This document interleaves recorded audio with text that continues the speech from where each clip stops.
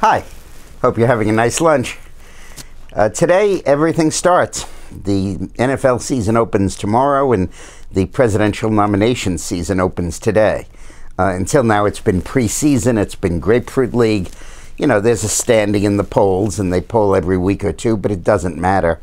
It's like wins or losses in the Grapefruit League. This, tonight, is the first Republican debate in which all of the likely candidates are participating. Now, there is a chance Palin gets in, but I'm doubting it. She missed her moment this weekend. And there's a chance Christie gets in, but he'd have to set up a 50-state organization in 6 weeks and be able to qualify to get on the ballot. Because if he's not on by October 21st, he starts missing filing deadlines, and that can preempt you from winning the nomination. So it really all starts tonight. It's the beginning of the real Republican Donnybrook. And any candidate that's up there in that field, maybe except Ron Paul, but anybody else, could win this nomination.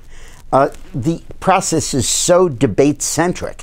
Money matters, but not that much. Campaigning in Iowa and New Hampshire matters, but not that much. It's the debates that matter, because 3/4 of the Republican primary voters are watching these debates. And these debates, there are so many of them, I believe there are 5 of them in September and October, are going to be the pivotal moments in deciding who the nominee is. Somebody asked me the other day, did I really say that Santorum can possibly win? Yeah, he can, Rick Santorum. Yeah, sure he can. Any of these candidates can have a moment up there which really sets them on the path to winning the nomination. And when you have guys like Gingrich, who are just incredibly articulate up there, and Santorum, who's used to debate, and Herman Cain, a talk radio show host who's very fluent, and they're the undercard, you really have a chance for any of those guys to move up into the heights and really become competitive, the same way Michelle Bachmann did in the early going.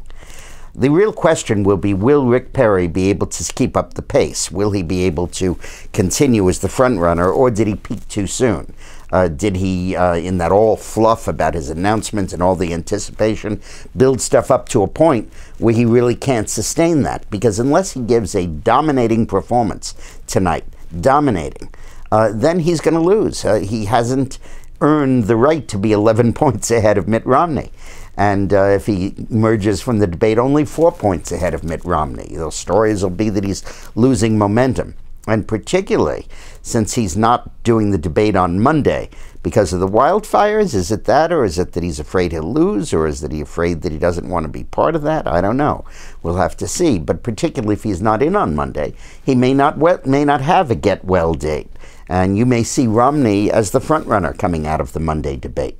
And Bachmann, ever since her 2 really strong debate performances, has ebbed a little bit because of Perry's intrusion into the race. Now she's got a chance to get some of that ground back, and my hunch is she's a better debater than Perry is. So let's look at how that unfolds. We'll know much, much more tonight. Now tonight, during the debate, while you're watching the debate, watch dickmorris.com. I'm going to be tweeting, that is, posting my comments on dickmorris.com as the debate unfolds. And, you know, in the analyses of what happened after the debate, you miss what happens during the debate. And each sentence, each answer, each question, each reply is witnessed by such a huge proportion of the electorate that ultimately there can be myriad outcomes in a debate, which the commentators, including me, in the 5 or 10 minute commentary after the debate overlook. But if you're doing it minute by minute by minute, you catch that stuff, and you really can see what could ultimately become a really key moment. There was an old New York Yankees slogan, any moment, a great moment. And that's really what these debates are about. So please stay tuned on dickmorris.com, follow the debate, and then immediately the next day after the debate, I'm going to be posting a video, the Lunch Alert video, analyzing who won and who lost and how it went.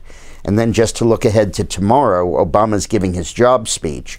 And I'm going to be commenting, tweeting during the speech. It's the fact check. It's the reality check.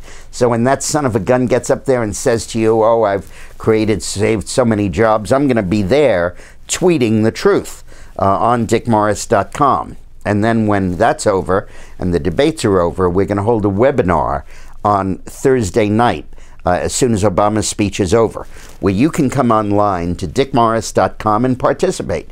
You can log on, you can ask me questions, I'll reply, and we'll have a discussion, not just a monologue, to go through these tumultuous events of the Wednesday debate and the Thursday joint session of Congress Obama speech.